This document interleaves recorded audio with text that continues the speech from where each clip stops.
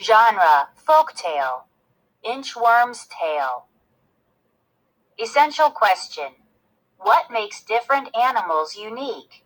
Read about how one animal uses its special features to solve a problem. Long ago, Anand and his sister Anika went swimming. They swam all afternoon and became very tired. They were exhausted and climbed onto a large flat rock to rest. Soon they fell asleep. A strange and mysterious thing happened as they slept. The rock beneath them grew and expanded until it reached the clouds. Anand awoke and looked around. "Sister, wake up," he cried in disbelief. "Am I dreaming or are we among the clouds?" Anika rubbed her eyes. "You're not dreaming, brother. This rock has grown while we slept."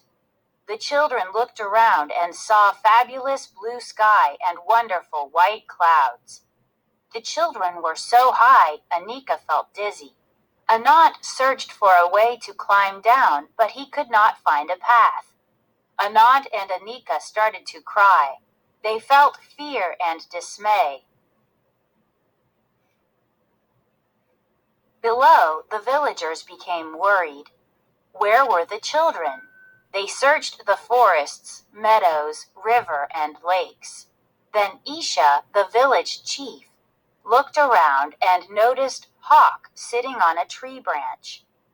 "Hawk, will you help us find Anand and Anika?" he asked. "You have sharp, watchful eyes and strong wings.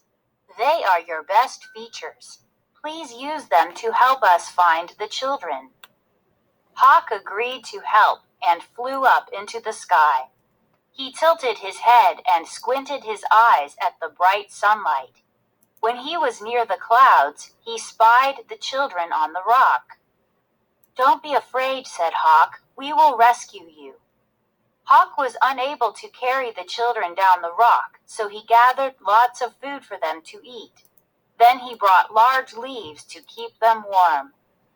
Hawk wanted to make sure they were safe and unharmed.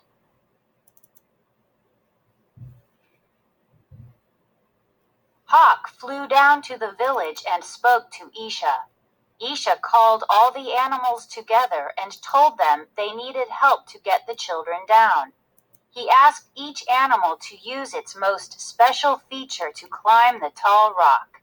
Several tried and failed.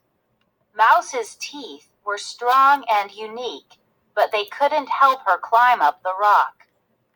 Bear's huge claws were good for climbing up trees. However, they could not help him scale rocks. Mountain lion's claws were sharp and powerful, but the rock was too slippery and he slid back down. Finally, a tiny voice, filled with enthusiasm, spoke up and offered to help. "May I try, please? It's me, Tutok, the inchworm."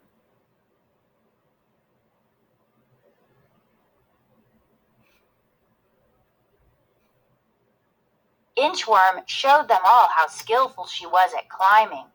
Hawk volunteered to carry Inchworm to the top of the rock. Then she could lead Anand and Anika down the giant mountain. Isha agreed to the plan. So Hawk carefully picked up Inchworm in his beak. Together they flew to the top of the rock where the children were waiting. Along the way, Inchworm planned for the trip down.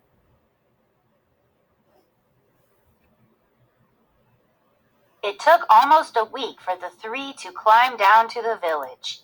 Inch by inch, Inchworm led the children carefully down the rocky slope. Every day, Hawk brought food to the children. Every day he reappeared in the village with news for the villagers. Finally, Inchworm, Anand, and Anika reached the bottom of the rock. Everyone cheered and called Inchworm a hero. It was a glorious, splendid day.